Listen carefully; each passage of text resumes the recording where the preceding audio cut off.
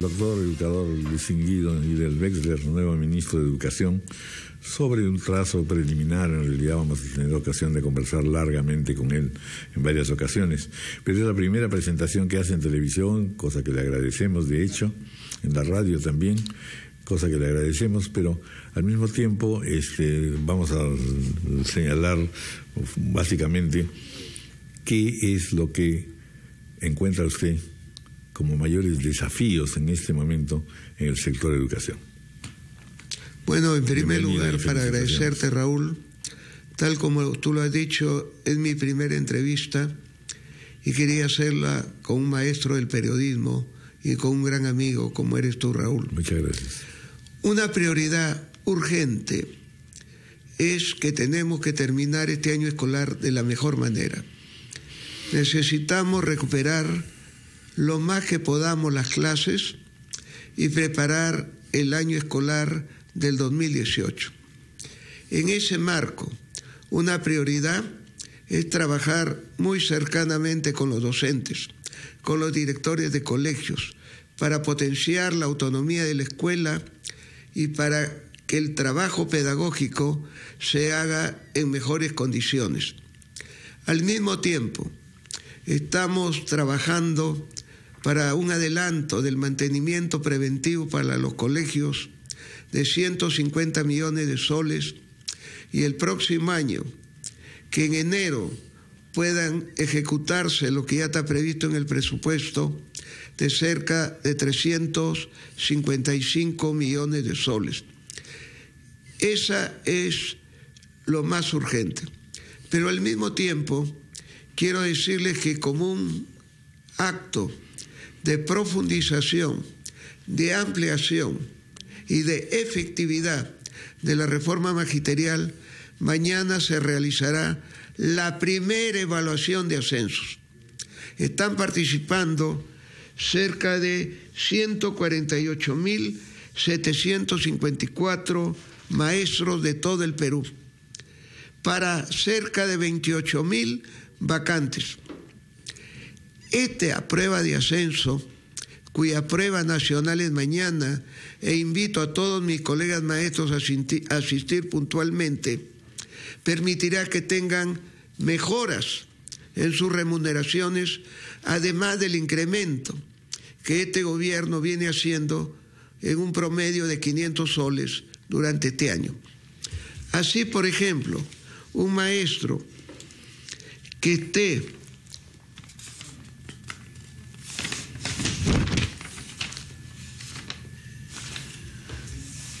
en una determinada escala, si está, por ejemplo, en la segunda escala,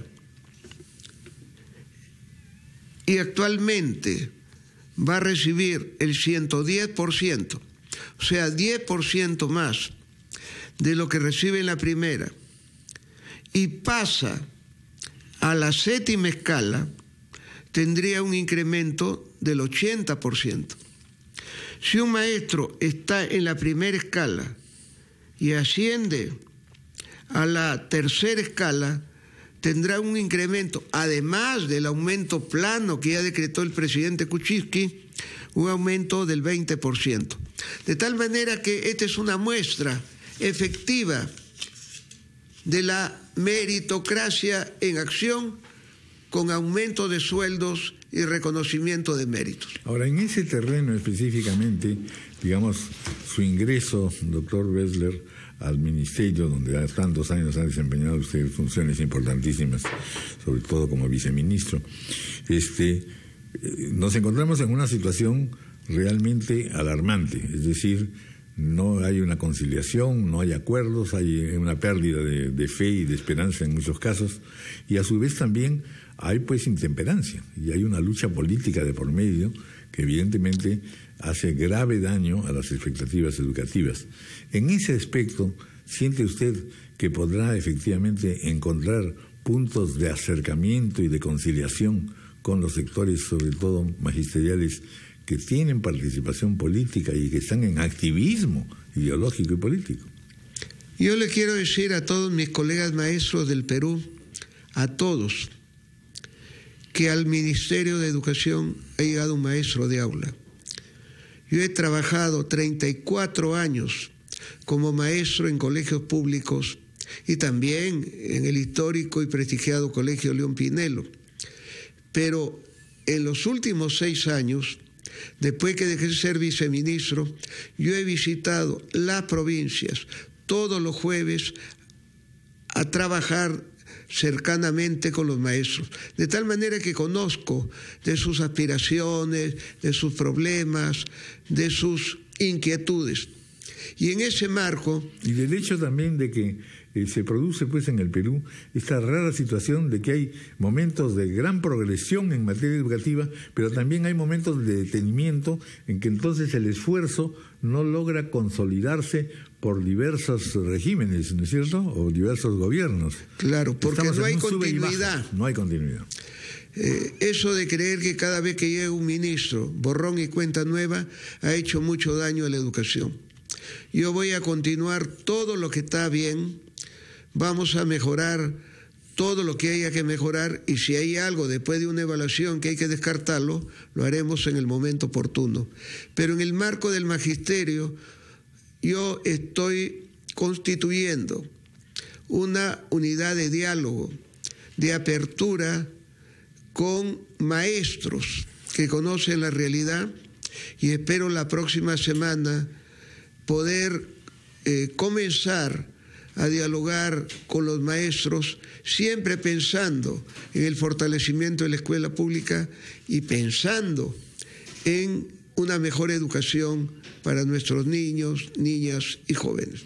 Otro aspecto que me parece muy importante, porque va en realidad vinculada con el proceso de regionalización en su conjunto, es si se puede imaginar que un sistema educativo nacional al mismo tiempo tiene que reposar sobre iniciativas regionales. Esa combinación entre lo nacional y lo regional resulta siendo vital para muchos países latinoamericanos. Yo recuerdo sobre todo el caso chileno y el mexicano, que a mí me resulta casi ejemplar en algunos casos. Raúl, cuando yo era viceministro y venía a estas cabinas, una de las cosas que yo siempre expresaba era este creciente fraccionamiento de creer que cada región era un ministerio de educación, y eso no ayudaba a desarrollar una gestión descentralizada, eficaz y transparente. Pero en los últimos años ha habido como una especie de recentralización. Lo que hay que buscar es un punto intermedio donde las regiones con la autonomía escolar puedan priorizar sus contextos y sus políticas regionales, pero respetando y poniendo en práctica las políticas nacionales. Es nuestro interés fortalecer la descentralización educativa, pero también el liderazgo y la rectoría del Ministerio de Educación. Finalmente, pues usted, digamos, su nominación surge por una situación complicada y problemática como la que hemos vivido en relación con el magisterio. Yo lo que deseo es que nos diga usted algunas palabras con respecto a cómo va a trabajar con los diversos sectores magisteriales, ya sea sindicales, ya sea ideológicos, etcétera. Es decir, los escuchará, tendrá reuniones con ellos. Una de las cosas que siempre he pensado yo que es preocupante, sobre todo en los sectores de salud y de educación, es que no exista un diálogo constante y permanente entre los actores y los ejecutores. Habrán mesas técnicas regionales, nacionales, diálogos permanentes con todos, y no solamente con los maestros. Claro, hay en la parte sindical, tú sabes bien, que el sindicato reconocido es el CEN del SUTE, pero a mí me gustaría que otras representaciones sindicales se formalicen también lo antes posible, de acuerdo a la ley y en concordancia con lo que establece el Ministerio de Trabajo. Estos diálogos se van a dar siempre pensando en el fortalecimiento de la escuela pública, como vamos a dialogar con los actores de la educación privada para que puedan desarrollar innovación, trabajo productivo y complementar el trabajo del Estado en las escuelas públicas. Vamos a conversar con los comunicadores, con los padres de familia, con el Consejo Nacional de Educación, con los gremios empresariales, con todos, porque en la educación, Raúl, cuando esté el interés de nuestros alumnos, nada nos debe dividir, todo nos debe unir. Entramos al otro tema, financiamiento. Sabemos bien que siempre es un tema delicado, sobre todo porque cuando se confecciona el presupuesto nacional, no digo que la educación sea la pagana o la víctima, pero en definitiva muchas veces la atención disminuye la intencionalidad de poder dar más dinero tanto a educación como a salud, que son dos de los sectores sociales fundamentales donde debiéramos tener evidentemente siempre empujes, cambios y iniciativas, por supuesto, de apoyo y de ayuda. Claro, hay que reconocer que en los últimos tiempos ha habido un incremento del presupuesto. Hemos pasado el 3% al 3.8%. Y eso yo tengo que reconocerlo a las gestiones anteriores. Este año yo ya he encontrado un presupuesto elaborado que voy a sustentar ante la Comisión de Presupuesto, pero hay un incremento de más de 2.300 millones de soles, que va a estar priorizado fundamentalmente en el aumento a los maestros y en el reconocimiento de sus méritos. También al mantenimiento preventivo y a unos programas focalizados de mejora en el trabajo pedagógico con la educación intercultural bilingüe, con la educación rural, con la educación inicial y también con la educación inclusiva para las personas con discapacidad.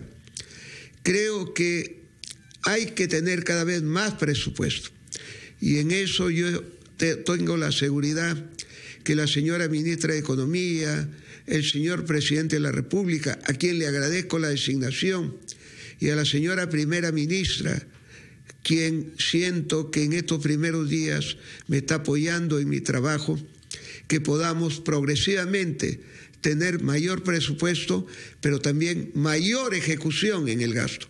Porque no basta aumentar las asignaciones presupuestales, hay que gastarlas para que se concreten resultados verificables.